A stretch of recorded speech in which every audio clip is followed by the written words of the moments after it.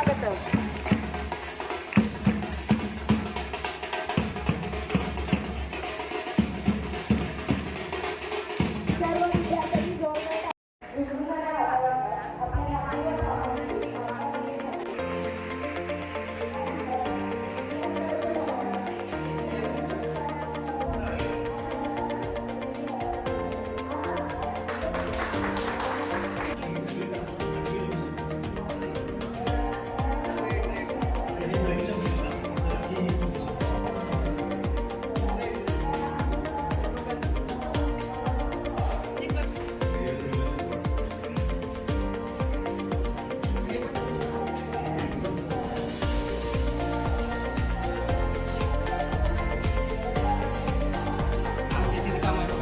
सिद्धीचं काम आहे तो घ्यायचं काम जा पुढे जा.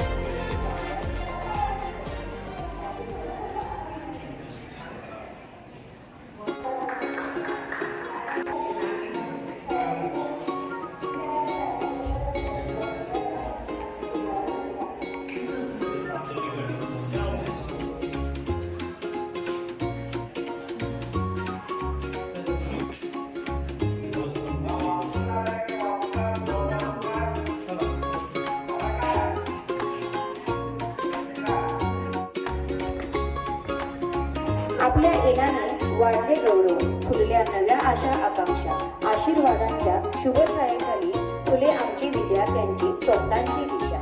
उपस्थित मान्यवरांचे व शिक्षक प्रसारक मंडळाचे अध्यक्ष तसेच प्रमुख अतिथी मान्य सूर्य संचालक जे गौरवोत्सव आणि मान्य दिलीप आपला श्री यांचे देवसर सांस्कृतिक विभाग प्रमुख सर DM सदर्भे मॅडम, क्रीडा विभाग प्रमुख सौ SP पाटील मॅडम, जिमखाना प्रमुख श्री AP कुलकर्णी.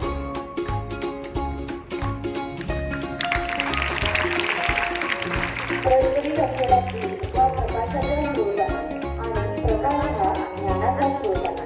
अखंड ठेवत असलेल्या चैतन्य स्वरूपाकडून ज्ञानाची प्राप्ती होऊन उच्च मानवी मूल्यांची स्थापना होते.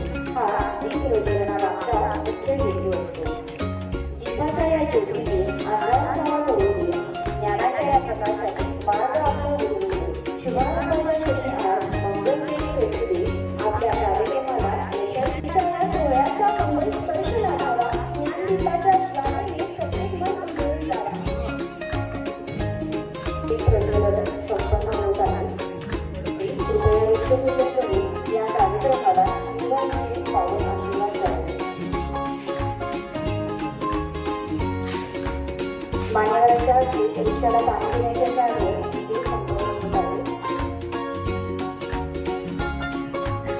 वृक्षाचे जीवन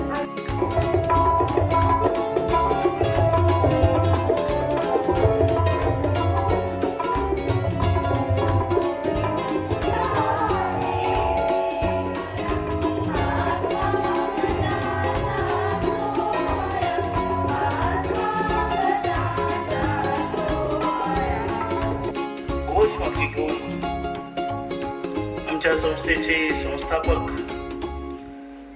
आपल्या राज्याचे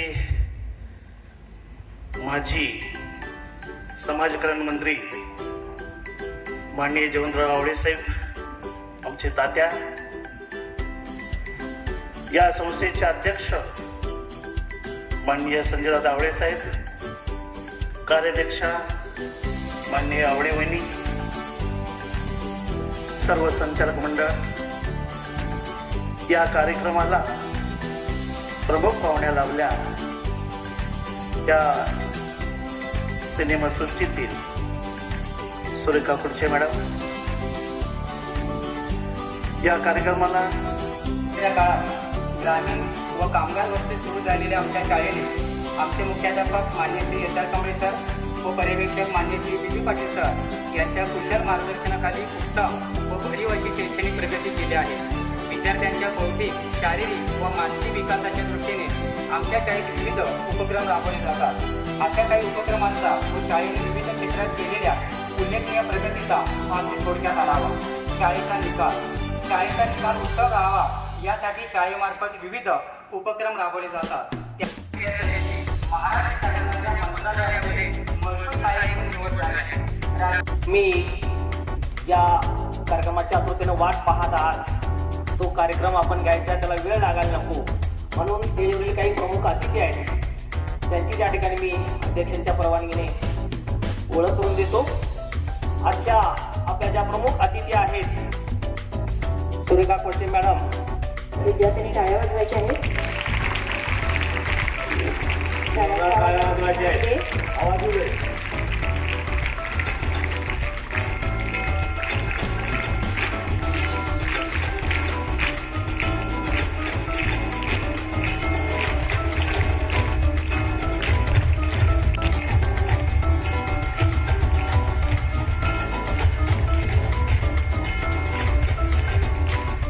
दिलीप आवळे सर यांचे स्वागत व सत्कार मान्य श्री मुख्याध्यापकांनी शाल श्रीफळ व पुष्पगुच्छ देऊन करावे अशी मी विनंती.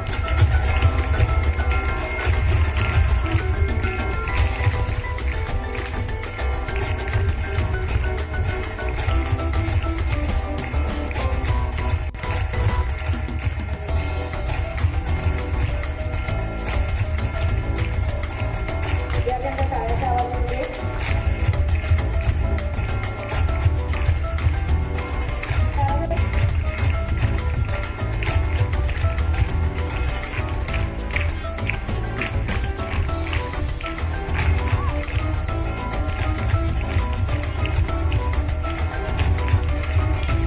त्यानंतर आपले कला शिक्षक श्री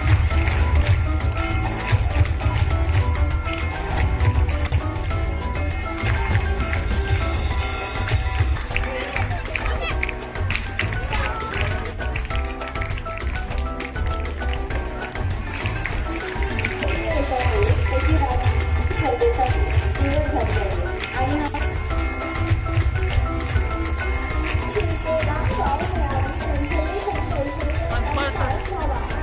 वर्षभरातील शैक्षणिक सांस्कृतिक उपक्रमांपर्यंत पोहोचावी या उद्देशाने मूलभूत अंकांची निर्मिती केली जाते.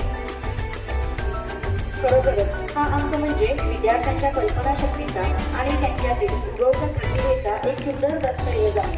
म्हणूनच त्याला आपण अंकुर असे म्हणतो, कारण एकूणच उमलतात उद्याचे तेजस्वी कलाची, साहित्याची आणि नवनवीन उपक्रमांची झालेल्या प्रकाशनाबद्दल मी त्यांचे मनपूर्वक आभार व्यक्त करते. व्यासपीठावर उपस्थित सर्व मान्यवर मंडळी, शिक्षक वर्ग, विद्यार्थी वर्ग आणि समोर उपस्थित पालक, सगळ्यांनाच माझा नमस्कार. संमेलनानिमित्त प्रमुख पाहुणे म्हणून बोलवलं त्याबद्दल धन्यवाद सर. तांबे साहेब नमस्कार, थँक्यू सो मच. कारण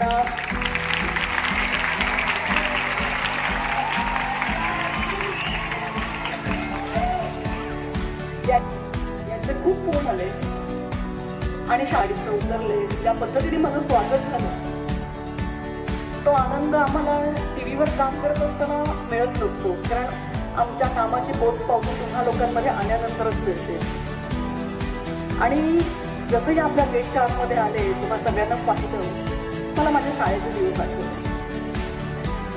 स्नेहसंमेलन वर्षातनं एकदा आपण छान आपल्या अंगातले जे गुण असतात, आपण मस्किट करतो, डान्स करतो, काही जण खूप भाषण करू शकतात. मी भाषण वगैरे करत नाही, मला भाषण करता येत नाही सर, मग मी कला क्षेत्रात नसते, राजकारणात गेले असते.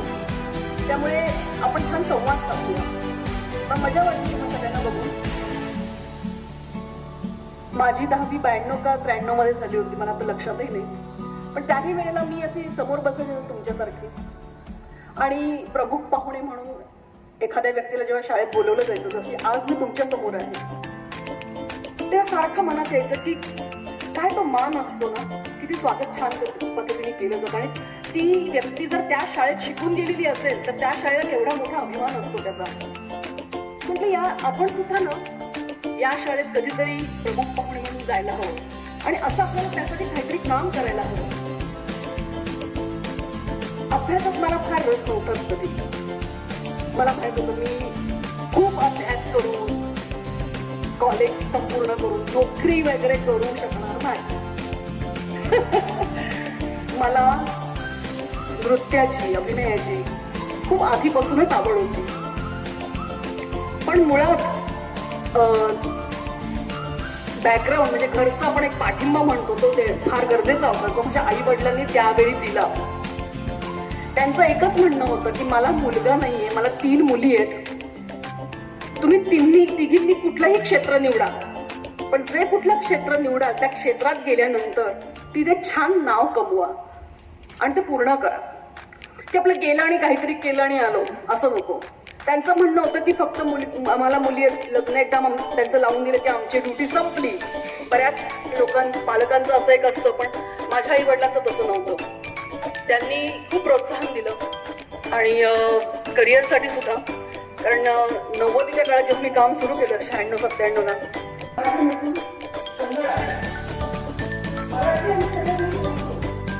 जी मेहनत करावी लागेल ती केली पाहिजे. मला वाटतं ती मी केली आणि आज 25-27 वर्ष झाली मी या क्षेत्रात काम सातत्याने करते आणि मी करत आले आणि मला माहिती आहे की मी अजूनही करणार. म्हणजे मी आता सासूचा रोल करते, मी आजी पणजीपर्यंतचा रोल करणार आहे. तोपर्यंत जर माझा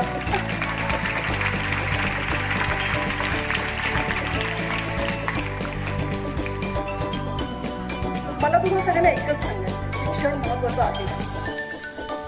शिक्षण आता तुम्ही म्हणाल की तुम्ही तर शिकला नाही. माझ्या क्षेत्रासाठी म्हणजे मला असं वाटतं की शाळेत शिकवलेले बरेचसे विषय हे काही क्षेत्रांमध्ये गेल्यानंतर त्याचा खरं तर काही उपयोग नसतो, पण शाळा कॉलेज हे करावंच लागतं. मला एक मुलगी आहे, एकुलती एक, तिलाही मी सांगितलंय तू शिक्षण पूर्ण कर, स्वतःच्या पायावर उभी राहा आणि त्याच्यानंतर बाकीच्या सगळ्या गोष्टी. मी तिचं लग्न वगैरे काय गडबड करणार नाही. आता सध्याची परिस्थिती आहे की मुलींनी स्वतःच्या पायावर उभं राहणं फार गरजेचं आहे. आपण समाजात सध्या बघतो पेपर उघडल्यानंतर खाली पेपर वाचायला कोणाला वेळ नाही. माझ्या मते जगात ते काही घडलं की मोबाईलवरच पटकन न्यूज कळते, इन्स्टाद्वारे फेसबुकद्वारे बऱ्याच वाईट गोष्टी नजरेसमोर येतात. तर मुलींना स्ट्रॉंग असणं फार गरजेचं आहे. काय चांगलं काय वाईट हे त्यांना कळायला हवं. शिक्षकांकडे एवढेच आहे, एक शिस्त लागते शाळेत आल्यानंतर. त्यामुळे कधी कधी काही शिक्षक असते, आता तुमच्यासारखं आमचं पण व्हायचं की काय कधी हा तास संपणार, पुढचा तास कधी संपणार हे असतं. पण लक्षपूर्वक ते काय सांगतात त्या गोष्टीकडे लक्ष द्या. अभ्यास करायचा मला त्या ओळखले. पण माझ्या भूमिका तुम्ही बघितलं की अर्थसंस्था भूमिका करते आणि अशा टिपिकल काय म्हणतात ग्रामीण सासू खूप केली. ते मला फॉरेनच्या पाटलींमध्ये जी एक फॉरेनर माझी सून म्हणून येते, तिला बघून डोक्याला जो काय माझ्या ताप झालेला असतो, तर ती जेव्हा पीठ तुला सीन आठवत असेल की काय ती एकटा पीठ मिळत असते, पाणी चोखते किंवा काय असे बरेच सीन आहे. त्यातला एक डायलॉग नाही म्हणणार, पण माझ्या तोंडी नव्हतं म्हणी होतं त्यावेळेला. त्यात एक म्हण मी माझ्या स्टाईलमध्ये बोलून जातो, स्वतःच ठेवायचं झाकून आणि दुसऱ्याचं काय वाचून.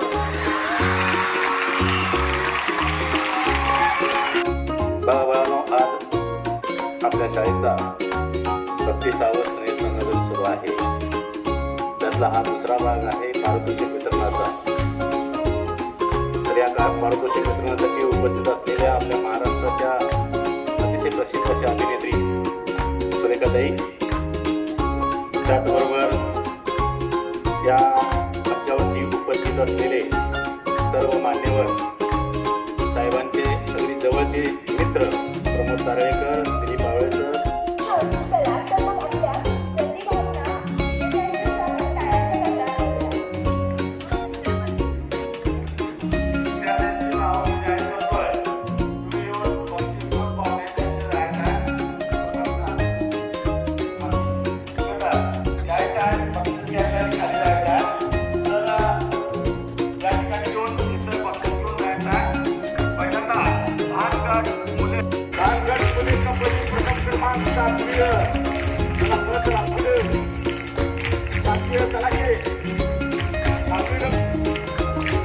पुढे गोकुळ प्रथम क्रमांक सातवीवर कॅप्टन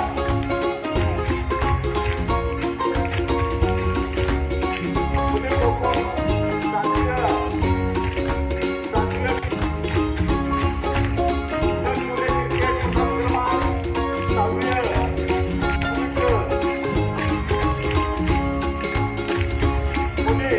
क्रमांक कबड्डी सातवीवर देवपुरी कॅप्टन चला जाते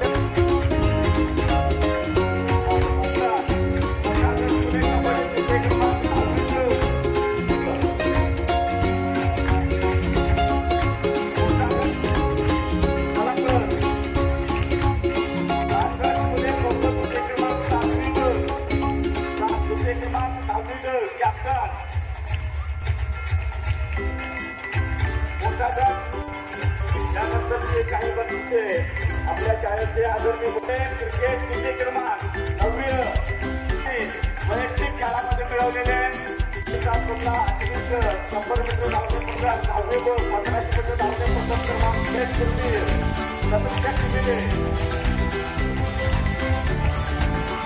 आणि विजय क्रमांक तिसरे 9वी 200 मीटर धावणे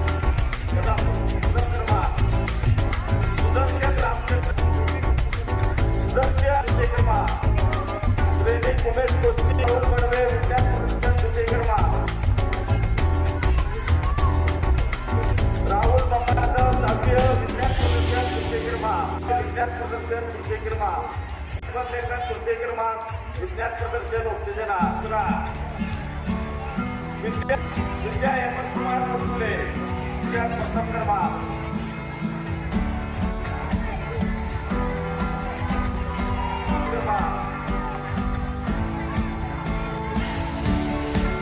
वेदांत बाहुबली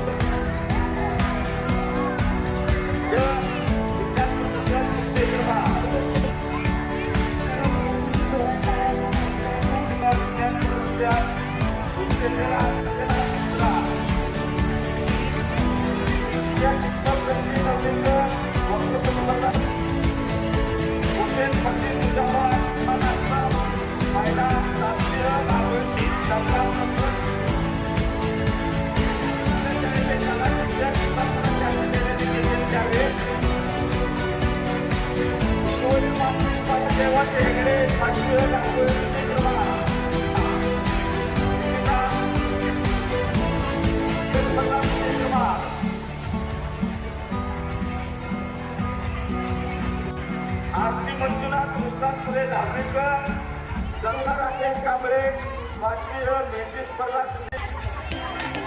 तेजस सचिन एका अनुष्का नितीन तापुते नवलेकर रामोईमध्ये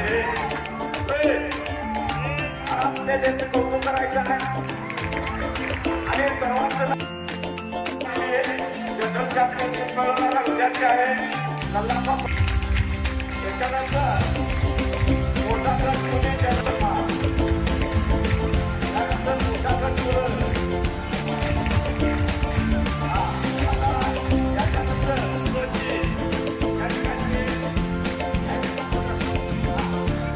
जय आभारमध्ये धारावाही बस हायस्कूल ज्युनियर कॉलेजच्या प्राचार्या डॉ. एस. पी. पाटील मॅडम यांच्याही आभारमान